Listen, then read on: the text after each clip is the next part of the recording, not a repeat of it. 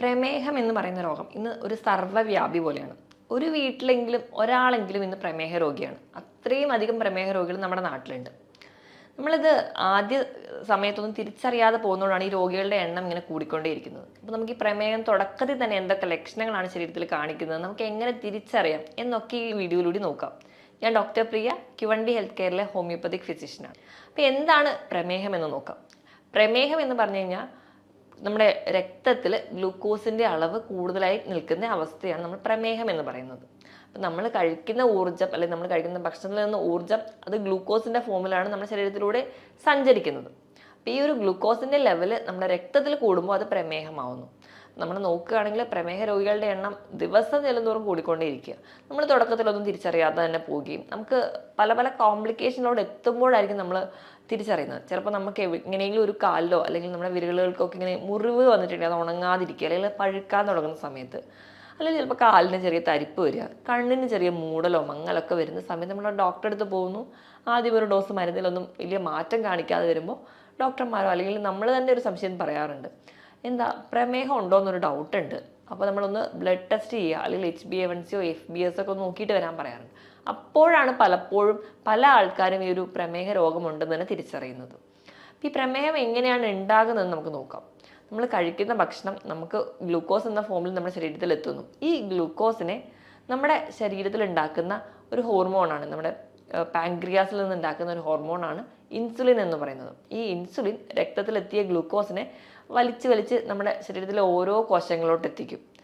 കോശങ്ങളുടെ അവിടെ ചെന്ന് ആ ഒരു വാതിൽ തുറന്നുള്ളിലേക്ക് കിടക്കാൻ വേണ്ടി അവരെ സഹായിക്കുന്നവരാണ് ഇൻസുലിൻ റിസപ്റ്റേഴ്സ് എന്ന് പറയും. ഈ ഇൻസുലിൻ റിസപ്റ്റേഴ്സ് വന്നിട്ട് അകത്തേക്ക് കൊണ്ടുപോകും ഈ ഇൻസുലിനെയും ഗ്ലൂക്കോസിനെയും ചേർന്ന്. ഇങ്ങനെ അകത്തേക്ക് എത്തുന്നു, അവിടുന്ന് നമുക്ക് ഊർജ്ജം ആവശ്യത്തിന് ഉണ്ടാക്കുന്നു, നമ്മുടെ ദൈനംദിന പ്രവർത്തനങ്ങളൊക്കെ നടക്കുന്നു. ഇനി നമ്മുടെ ശരീരത്തിൽ എന്തെങ്കിലുമൊക്കെ ഒരു താളപ്പിഴവുകൾ വരിക അല്ലെങ്കിൽ ഒരു പ്രമേഹ രോഗ സാധ്യതയൊക്കെ ആകുന്ന സമയത്ത് നമുക്ക് ഉണ്ടാകുന്ന ആ ഒരു ഇൻസുലിൻ എന്ന് പറയുന്നത് അത്ര ഒരു കാര്യക്ഷമമായിട്ടുള്ള ഒന്നായിരിക്കത്തില്ല. അല്ലെങ്കിൽ ഇൻസുലിൻ ഒരു ഹൈപ്പർ സെൻസിറ്റീവായിട്ട് മാറും, ഒരു ഇൻസുലിൻ റെസിസ്റ്റൻസ് കാണിക്കാൻ തുടങ്ങും. അപ്പോൾ ഇൻസുലിൻ റെസിസ്റ്റൻസ് ആയി കഴിഞ്ഞിട്ടുണ്ടെങ്കിൽ നമുക്ക് ഈ ഒരു പറയുന്ന ഇൻസുലിൻ അകത്തേക്ക് ഉണ്ടാകാനുള്ള റിസപ്റ്റേഴ്സിൻ്റെ ഒരു കഴിവ് കുറയുകയും നമ്മൾ എത്ര റിസപ്റ്റേഴ്സും ആ ഒരു കറക്റ്റായിട്ട് ഗ്ലൂക്കോസിൻ്റെ അകത്തേക്ക് വലിച്ചുകൊണ്ട് പോകാൻ പറ്റാതെ വരികയും ചെയ്യും. അതിൻ്റെ ഭാഗമായിട്ട് നമ്മുടെ രക്തത്തിൽ നമുക്ക് ഈ ഗ്ലൂക്കോസിൻ്റെ ലെവൽ കൂടുതലായിട്ട് വരാൻ ചാൻസ് ഉണ്ട്.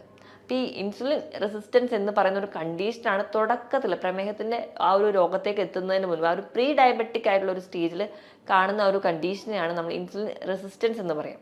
ഈ ഇൻസുലിൻ റെസിസ്റ്റൻസ് എന്ന് പറയുന്ന ഒരു കണ്ടീഷൻ ആകുമ്പോൾ തന്നെ നമ്മുടെ ശരീരത്തിൽ ചെറിയ ചെറിയ ലക്ഷണങ്ങൾ കാണിക്കാറുണ്ട്. അതിൽ ഒന്നാമത്തെ ലക്ഷണം എന്ന് പറഞ്ഞെങ്കിൽ അമിതമായ വിശപ്പ്. നമ്മൾ നോർമലായിട്ട് ഭക്ഷണം കഴിച്ചുകൊണ്ടിരിക്കുന്ന ഒരാളാണ്, നമുക്ക് അത്യാവശ്യം വണ്ണമൊക്കെ ഉണ്ട്, പക്ഷേ പിന്നീട് അയാൾക്ക് വിശപ്പ് അങ്ങ് കൂടാൻ തുടങ്ങുകയാണ്. ഇപ്പം നമ്മുടെ വീട്ടിലോ അല്ലെങ്കിൽ നമ്മുടെ ചുറ്റുപാടും ആരെങ്കിലും ഉണ്ട്, ഭയങ്കരമായിട്ട് എനിക്കങ്ങ് വിശപ്പാണ് എന്ന് പറയുന്ന ആൾ, പക്ഷേ ഭക്ഷണം കഴിക്കുന്നുണ്ടെങ്കിലും ഭയങ്കരമായി എനിക്ക് ക്ഷീണമുണ്ട് എന്നൊക്കെ പറയാൻ തുടങ്ങുന്നുണ്ടെങ്കിൽ നമ്മൾ പറയാം അവരോട്, ഒന്ന് ജസ്റ്റ് പ്രമേഹം ഉണ്ടോ, അല്ലെങ്കിൽ നിങ്ങൾക്ക് പാരമ്പര്യമായിട്ട് പ്രമേഹമുള്ള ആൾക്കാരാണെങ്കിൽ ഒന്ന് ജസ്റ്റ് ബ്ലഡ് ടെസ്റ്റ് ചെയ്ത് നോക്കൂ, അല്ലെങ്കിൽ പ്രമേഹ രോഗ സാധ്യത നിങ്ങൾക്കുണ്ട് എന്ന് പറയാം. അപ്പം ഇങ്ങനെയൊരു ലക്ഷണമാണ് ആദ്യം നമുക്ക് കാണാൻ പറ്റുക. ഇനി ഇതിനോടൊപ്പം തന്നെ നമുക്ക് ഈ വിരലുകളുടെ മടക്കുകളിൽ, കഴുത്തിൻ്റെ പുറകു ഭാഗത്ത് ഈ മടക്കുകളിലാണ് കൂടുതലായിട്ടും ഒരു കറുത്ത നിറമാകുക. നമ്മൾ അക്കാന്തോസിസ് നൈഗ്രിക്കൻസ് എന്നാണ് പറയുക. ഇപ്പം ഒരു ഇൻസുലിൻ റെസിസ്റ്റൻസ് ഉണ്ടാകുന്ന ഒരു ടൈമിൽ കാണുന്ന ഒരു ലക്ഷണമാണിത്. ഇതേ ലക്ഷണം നമുക്ക് PCODയുടെ കേസിലും കാണാൻ പറ്റും. കാരണം അവിടെയും നമ്മുടെ ശരീരത്തിൽ ഇൻസുലിൻ റെസിസ്റ്റൻസ് ആണ് ഉണ്ടാവുക. PCOD ഉള്ള പെൺകുട്ടികൾക്ക് നോക്കിക്കഴിഞ്ഞാൽ അവരുടെ കഴുത്തിൻ്റെ ബാക്കിൽ ഒരു കറുത്ത നിറം, അതേപോലെ വിരലുകളുടെ മടക്കുകളിൽ ഒരു ബ്ലാക്ക് ഡിസ്കളറേഷൻ ഉണ്ടെങ്കിൽ അവിടെയും ഇൻസുലിൻ റെസിസ്റ്റൻസ് ഉണ്ടെന്നാണ് അർത്ഥം. അപ്പം അതും ഒരു ലക്ഷണമാണ്. ഇനി നമ്മൾ രക്തത്തിൽ നമ്മുടെ ഗ്ലൂക്കോസിൻ്റെ ലെവൽ അങ്ങ് കൂടി, അതായത് ഡയബറ്റീസിൻ്റെ തുടക്കത്തിലേക്ക് എത്തി, അല്ലെങ്കിൽ ഡയബറ്റിക്കായി, നിങ്ങളൊരു പ്രമേഹ രോഗിയായി, ഇങ്ങനെ ഗ്ലൂക്കോസ് ലെവൽ നമ്മുടെ രക്തത്തിൽ കൂടിക്കഴിഞ്ഞാൽ നമുക്ക് വിശപ്പ് കൂടുന്നതിനോടൊപ്പം തന്നെ ദാഹവും കൂടും. ദാഹം കൂടുമ്പോൾ നമ്മൾ നല്ല രീതിയിൽ വെള്ളം കുടിക്കും. ഇനിയിപ്പോൾ വെള്ളം കുടിക്കുന്നതിനേക്കാളും അധികമായിട്ട് മൂത്രം പോകാൻ തുടങ്ങും. അങ്ങനെ ഇടയ്ക്കിടയ്ക്ക് മൂത്രം ഒഴിക്കണം എന്നുള്ളൊരു തോന്നൽ. അപ്പോൾ നമ്മൾ ഈ ഒരു 3 ടേമാണ് നമ്മൾ ഏറ്റവും അധികമായിട്ട് പറയാം: പോളിഡിപ്സിയ, പോളിഫാജിയ, പോളിയൂറിയ. പോളിഡിപ്സിയ എന്ന് പറയുമ്പോൾ നല്ലപോലെ വെള്ളം കുടിക്കുക, പോളിഫാജിയ എന്ന് പറയുമ്പോൾ നല്ലപോലെ വിശപ്പ്, പോളിയൂറിയ എന്ന് പറഞ്ഞാൽ അധികമായിട്ട് മൂത്രം ഒഴിക്കാൻ പോവുക. 1 മണിക്കൂറിൽ തന്നെ 2 തവണ കൂടുതൽ മൂത്രം ഒഴിക്കാൻ പോകുന്നുണ്ടെങ്കിൽ നിങ്ങൾക്ക് ഒരു പ്രമേഹ രോഗ സാധ്യതയൊക്കെ ഉണ്ട്. അപ്പോൾ ഈ 3 ലക്ഷണങ്ങൾ ഉണ്ടെങ്കിൽ, ഈ ഒരു 3 ലക്ഷണങ്ങളെ നമ്മൾ കാർഡിനൽ സിംറ്റംസ് ആയിട്ടാണ് പറയുക. ഈ ഒരു 3 ലക്ഷണങ്ങൾ ഉണ്ടെങ്കിൽ നമുക്ക് ഉറപ്പിക്കാം, അല്ലെങ്കിൽ പ്രമേഹ രോഗ സാധ്യത വളരെയധികം കൂടുതലാണ്. അപ്പോൾ ഈ ലക്ഷണങ്ങൾ ആർക്കെങ്കിലും ഉണ്ടെങ്കിൽ അത് എത്രയും പെട്ടെന്ന് നിങ്ങൾ ഒരു ഡോക്ടറെ കാണുക, അല്ലെങ്കിൽ നിങ്ങൾ തന്നെ പോയിട്ട് ഒരു ബ്ലഡ് ടെസ്റ്റ് ചെയ്ത് നോക്കുക. ബേസിക് ആയിട്ട് ഈ ഒരു FBS PPBS ഒക്കെ നമ്മൾ നോക്കുന്നതിനേക്കാൾ ഏറ്റവും നല്ലത് HbA1c ആണ്. HbA1c എന്ന് പറയുമ്പോൾ നമുക്ക് ഒരു 3 മാസത്തെ ആവറേജ് നമ്മുടെ ഗ്ലൂക്കോസ് ലെവൽ കണ്ടുപിടിക്കാൻ പറ്റും. അപ്പോൾ ആ ഒരു ലെവൽ നമ്മൾ അധികമായി പോകുന്നുണ്ടെങ്കിൽ നമ്മൾ പ്രമേഹത്തിൻ്റെ ആ ഒരു പിടിയിലോട്ട് പോവുകയാണ് എന്നാണ് അർത്ഥം. അപ്പോൾ FBS എന്ന് പറയുമ്പോൾ ഫാസ്റ്റിങ്ങിൽ തന്നെ പോയി നോക്കുന്ന, അല്ലെങ്കിൽ വെള്ളം പോലും കുടിക്കാതെ രാവിലെ എണീറ്റ് പോയി ബ്ലഡ് ടെസ്റ്റ് ചെയ്യുമ്പോൾ നമുക്ക് കിട്ടുന്ന ഒന്നാണ് FBS. പിന്നെ PPBS എന്ന് പറഞ്ഞാൽ ഭക്ഷണം കഴിച്ച് കഴിഞ്ഞിട്ട് 2 മണിക്കൂറിന് ശേഷം RBS റാൻഡമായിട്ട് നമ്മൾ ചെക്ക് ചെയ്യുന്ന ഒന്നാണ്. ഈ പറയുന്ന ബ്ലഡ് ടെസ്റ്റുകൾ നമുക്ക് കൂടെ ചെയ്യാവുന്നതാണ്. അപ്പോൾ ഈ ആർക്കൊക്കെയാണ് ഈ പ്രമേഹം വരാൻ ചാൻസ് ഉണ്ടാവുക? അപ്പം നമ്മൾ അറിയാം, മിക്ക ആൾക്കാരും പറയാറുണ്ട് എനിക്ക് പാരമ്പര്യമായിട്ട് അച്ഛനും അമ്മയ്ക്കും ഒക്കെ ഷുഗർ ഉണ്ട്, അതുകൊണ്ടാണ് എനിക്ക് ഷുഗർ വന്നതെന്ന്. അപ്പം അതൊരു വാസ്തവമാണോ എന്ന് നമുക്ക് നോക്കാം. ഇപ്പം നമ്മൾ ഈ ഒരു അച്ഛനും അമ്മയ്ക്കും പ്രമേഹമുണ്ട്, അപ്പം നമുക്ക് കുറച്ച് കഴിഞ്ഞ് കഴിഞ്ഞാൽ മധുരമൊന്നും കഴിക്കാൻ പറ്റില്ല എന്ന് പറഞ്ഞ് ചെറുപ്പത്തിൽ നല്ല രീതിയിൽ അങ്ങ് മധുരമടങ്ങിയ ഭക്ഷണങ്ങളും മധുര പലഹാരങ്ങളും പാനീയങ്ങളും ഒക്കെ കഴിക്കാൻ തുടങ്ങും. അപ്പം ധാരാളമായി ഇത് കഴിക്കുന്നതിൻ്റെ ഭാഗമായിട്ട് 30 അല്ലെങ്കിൽ ഒരു 35 വയസ്സിന് മുൻപ് തൊട്ടേ അവർക്ക് പ്രമേഹം വരാം. അപ്പോൾ പാരമ്പര്യത്തിനേക്കാളും ഏറ്റവും ഇമ്പോർട്ടൻറ്റ് നമ്മുടെ ജീവിതശൈലിയാണ്. പാരമ്പര്യത്തോടൊപ്പം തന്നെ ഇങ്ങനെ തെറ്റായ ഒരു ജീവിതശൈലി കൂടി ഉണ്ടെങ്കിൽ വളരെ നേരത്തെ നമ്മൾ പ്രമേഹ രോഗിയാവും. പക്ഷേ പാരമ്പര്യമുണ്ട്, അതോടൊപ്പം നമ്മളെ കറക്റ്റ് കൺട്രോളിലാണ് നമ്മുടെ ഫുഡ് പോകുന്നതെങ്കിൽ നമുക്ക് പ്രമേഹ രോഗ സാധ്യത വളരെ കുറവാണ്. അപ്പോൾ പാരമ്പര്യത്തിനേക്കാളും ഏറ്റവും വലിയ വില്ലൻ എന്ന് പറയുന്നത് നമ്മുടെ ലൈഫ് സ്റ്റൈൽ തന്നെയാണ്. അപ്പോൾ നമ്മുടെ ലൈഫ് സ്റ്റൈൽ റെഗുലേറ്റ് ചെയ്യുകയാണെങ്കിൽ ഈ പറയുന്ന രീതിയിൽ നമുക്ക് പ്രമേഹം വരാനുള്ള ചാൻസ് വളരെ കുറവാണ്. അപ്പോൾ ഇതൊക്കെയാണ് നമുക്ക് ആദ്യ കാലഘട്ടങ്ങളിൽ നമ്മൾ ശ്രദ്ധിക്കേണ്ട കാര്യങ്ങൾ. ഇനി ഇപ്പോൾ ഒരു പ്രമേഹത്തിലേക്ക് വന്നു കഴിഞ്ഞ് കഴിഞ്ഞാൽ നമുക്ക് എന്തൊക്കെ ലക്ഷണങ്ങൾ കാണിക്കുമെന്ന് നോക്കാം. അപ്പോൾ ഏറ്റവും ആദ്യം ഞാൻ പറഞ്ഞതുപോലെ മുറിവ് ഉണങ്ങാനായിരിക്കും പാട്. നമ്മുടെ സ്കിന്നിലൊക്കെ ചിലപ്പോൾ വെറുതെ ഒരു ചൊറിച്ചിലോ അല്ലെങ്കിൽ ഒരു റാഷോ വന്നിട്ടുണ്ടെങ്കിൽ നല്ല രീതിയിൽ നമ്മളങ്ങ് ചൊറിഞ്ഞ് ചെറിയൊരു വൂണ്ട് ഉണ്ടായാൽ മതി, അത് ഉണങ്ങില്ല. അതിപ്പോഴും ഇങ്ങനെ പഴുത്തോണ്ടേയിരിക്കും. നമ്മൾ ഡോക്ടറെ അടുത്ത് പോയി എത്ര മെഡിസിൻ വെച്ചാലും എത്ര ഡ്രസ്സ് ചെയ്താൽ പോലും അത് ഉണങ്ങാതിരിക്കും. അപ്പോൾ അത് ഒരു പ്രമേഹത്തിൻ്റെ ഏറ്റവും വലിയ പ്രശ്നമാണ്. നമ്മളിപ്പോൾ പറമ്പിലൊക്കെ ഇറങ്ങുന്ന സമയത്ത് കാലൊരു മുള്ളു കൊണ്ടാൽ മതി, ആ ഒരു പോയിന്റിൽ നിന്ന് അത് ഇൻഫെക്റ്റഡ് ആയിട്ട് അൾസറായിട്ട് മാറാനുള്ള ചാൻസ് വളരെ കൂടുതലാണ്. അപ്പം നമുക്കറിയാം ഈ ഡയബറ്റിസ് ഫുഡ് പോലെയുള്ള കണ്ടീഷൻസ്, കാരണം ഒരു പ്രമേഹ രോഗിക്ക് ഇങ്ങനെ ഒരു കണ്ടീഷൻ വന്നു കഴിഞ്ഞാൽ മുറിച്ച് കളയാൻ മാത്രമേ വഴിയുള്ളൂ. അപ്പോൾ അങ്ങനത്തെ ചില പ്രശ്നങ്ങൾ ഉണ്ട്. ഇനി അടുത്തൊരു കംപ്ലൈൻ്റ് ആയിട്ട് ആൾക്കാർ പലരും പറയുന്നതാണ് കണ്ണിന് കാഴ്ച കുറയുക, ഒരു മൂടലുണ്ട് അല്ലെങ്കിൽ ഒരു മങ്ങലുണ്ട്, ദൂരക്കാഴ്ച കുറയുന്നു എന്നുള്ളത്. ഇത് നമുക്ക് നമ്മുടെ കണ്ണിനെ ബാധിക്കുമ്പോൾ ഉണ്ടാകുന്ന ചേഞ്ചസ് ആണ്. ഡയബറ്റിക് റെറ്റിനോപ്പതി ആയിട്ട് വരാം. അപ്പോൾ നമുക്ക് ഇത് പോലെയുള്ള ബുദ്ധിമുട്ടുകൾ, വണ്ടി ഓടിക്കാൻ അല്ലെങ്കിൽ കുറച്ച് സന്ധ്യ കഴിഞ്ഞാൽ വണ്ടി ഓടിക്കാനുള്ളൊരു ബുദ്ധിമുട്ട് തുടങ്ങിയ പ്രശ്നങ്ങളായിട്ട് പറയാറുണ്ട്. ഇനി ഇത് കഴിഞ്ഞ് കഴിഞ്ഞാൽ അടുത്തൊരു ലക്ഷണം എന്ന് പറഞ്ഞിട്ടുണ്ടെങ്കിൽ ഭയങ്കരമായിട്ടുള്ളൊരു ക്ഷീണമാണ്. ഭക്ഷണം നല്ലപോലെ കഴിക്കുന്നുണ്ടാവും, പക്ഷെ ബോഡി വെയിറ്റ് അങ്ങ് കൂടുന്നുണ്ടാവില്ല, ആൾ മെലിഞ്ഞിരിക്കുന്നതാണ്. അതോടൊപ്പം തന്നെ ഭയങ്കരമായിട്ടുള്ളൊരു ക്ഷീണം, നല്ലപോലെ ദാഹം, ഇടയ്ക്കിടയ്ക്ക് മൂത്രം ഒഴിക്കാനുള്ള തോന്നൽ. പിന്നെ പറയുന്ന ഒന്നാണ് കാലിന് തെരിപ്പ് പോലെയുള്ള പ്രശ്നം. ഡയബറ്റിക് ന്യൂറോപ്പതിയാണത്. നമ്മുടെ നാഡികളെ ബാധിക്കും. നമ്മുടെ പ്രമേഹം നമ്മുടെ നാഡികളെ ബാധിക്കുന്ന സമയത്താണ് കൂടുതൽ ആൾക്കാരും പറയാറുണ്ട് കാലിൻ്റെ എല്ലാ വിരലുകളും ഭയങ്കരമായിട്ട് തെരിപ്പാണ്. ചില ആൾക്കാർ പറയുമ്പോൾ ഞാൻ വെറുതെ ജോലി ചെയ്യുമ്പോൾ ഒന്നും എനിക്ക് കുഴപ്പമുണ്ടാവില്ല, ഞാൻ വെറുതെ ഇരിക്കുമ്പോൾ ഭയങ്കരമായിട്ട് തെരിപ്പാണ്, കാല് നിലത്ത് വെക്കാൻ പറ്റുന്നില്ല, കാലിൽ ഭയങ്കര പുകച്ചിലാണ്, കൈവെള്ളയിൽ പുകച്ചിലാണ്, ഇങ്ങനത്തെ പ്രശ്നങ്ങളൊക്കെ പറയാറുണ്ട്. നമ്മുടെ നാഡികളെ ബാധിക്കുന്ന ഏതൊരു കണ്ടീഷനുമാണ് നമുക്ക് തരിപ്പും പുകച്ചിലും ഒക്കെ ആയിട്ട് തോന്നുക.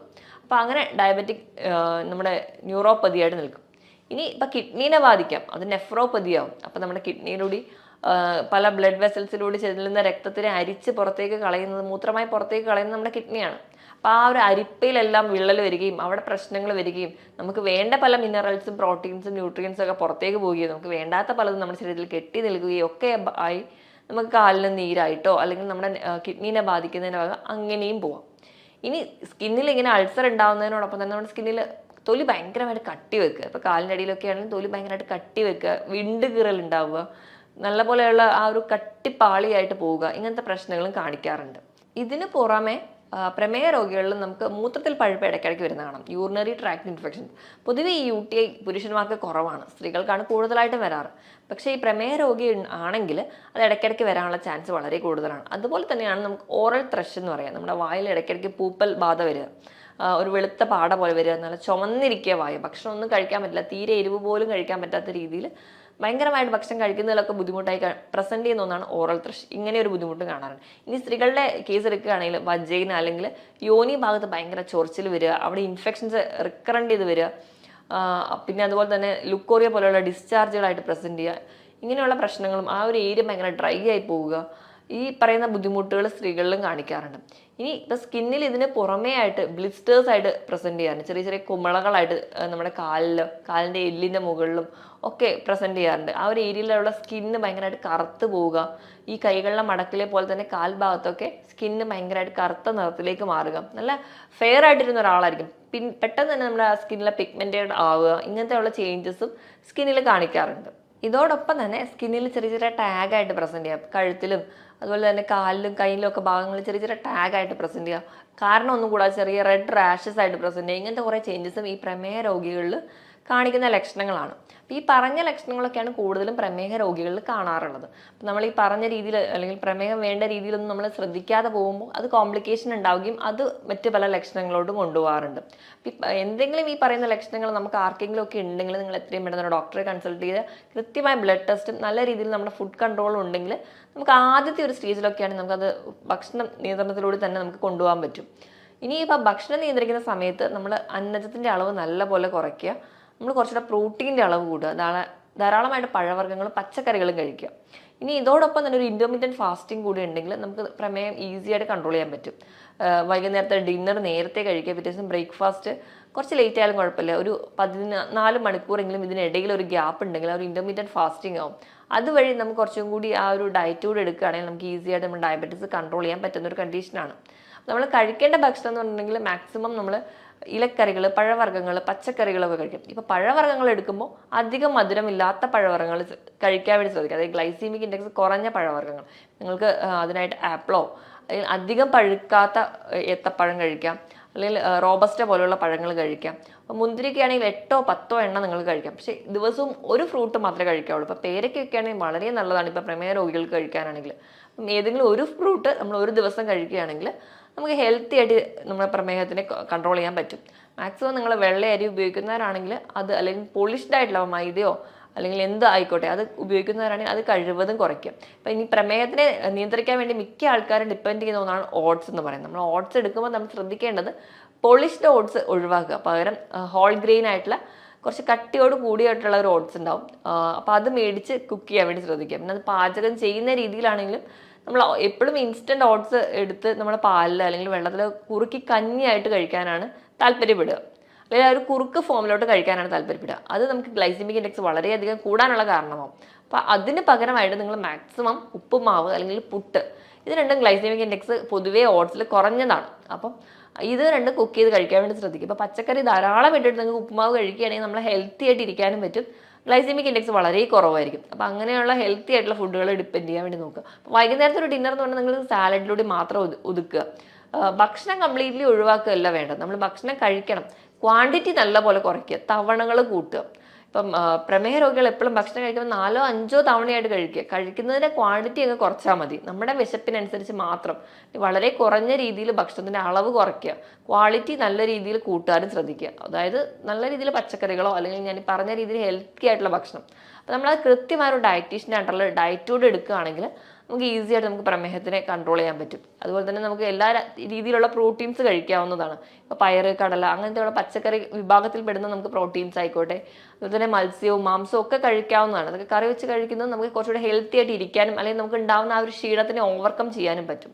ഈ പറഞ്ഞ രീതിയിൽ തന്നെ നമ്മുടെ ഡയറ്റ് സെറ്റ് ചെയ്യുക. പിന്നെ വേണ്ടത് കൃത്യമായൊരു വ്യായാമമാണ്. നിങ്ങൾ ആഴ്ചയിൽ 5 ദിവസമെങ്കിലും നിർബന്ധമായിട്ട് എന്തെങ്കിലും ഒരു വ്യായാമം വേണം. നമ്മൾ വീട്ടിൽ ജോലി ചെയ്യുന്നുണ്ടെന്ന് ഓർത്തിട്ടോ അല്ലെങ്കിൽ നമ്മൾ മറ്റു പല ജോലികളും ചെയ്യുന്നവരാണ്, അതുകൊണ്ട് എനിക്ക് വ്യായാമത്തിൻ്റെ ആവശ്യമില്ല എന്നുള്ളൊരു തെറ്റിദ്ധാരണ മാറ്റിയിട്ട് വ്യായാമത്തിന് വേണ്ടിയിട്ട് ഒരു അരമണിക്കൂറെങ്കിലും മാറ്റി വെക്കുക. ആഴ്ചയിൽ 5 ദിവസമെങ്കിലും കൃത്യമായ വ്യായാമം വേണം. ആവശ്യത്തിന് വെള്ളവും നല്ലപോലെ തന്നെ കുടിക്കാൻ വേണ്ടി ശ്രദ്ധിക്കുക.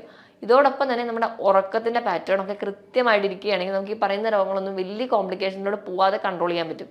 ഒരു 6 മുതൽ 7 മണിക്കൂർ വരെ നല്ല ഉറക്കം കിട്ടുകയാണെങ്കിൽ നമ്മുടെ ഹെൽത്തി ആയിട്ട് ഇരിക്കാൻ വേണ്ടി സഹായിക്കുകയും ചെയ്യും. ഈ പറഞ്ഞ കാര്യങ്ങളൊക്കെ നിങ്ങൾ ശ്രദ്ധിക്കുക. ഇനി നിങ്ങൾക്ക് എന്തെങ്കിലും പ്രമേഹ രോഗ സാധ്യത ഉണ്ടെങ്കിലോ അല്ലെങ്കിൽ എന്തെങ്കിലും ഈ ഡൗട്ടുകൾ, ഈ പറഞ്ഞ ലക്ഷണങ്ങൾ എന്തെങ്കിലും ഡൗട്ടൊക്കെ ഉണ്ടെങ്കിൽ നിങ്ങളൊരു ഡോക്ടറുടെ കൺസൾട്ടേഷൻ എടുക്കുക. ഈ പറഞ്ഞ കാര്യത്തിൽ എന്തെങ്കിലും ഡൗട്ട് ഉണ്ടെങ്കിൽ താഴെ കാണുന്ന നമ്പറിൽ കോൺടാക്ട് ചെയ്യുക. മറ്റൊരു ഹെൽത്ത് ടോപ്പിക്കുമായിട്ട് വീണ്ടും കാണുന്നത് വരെ നന്ദി.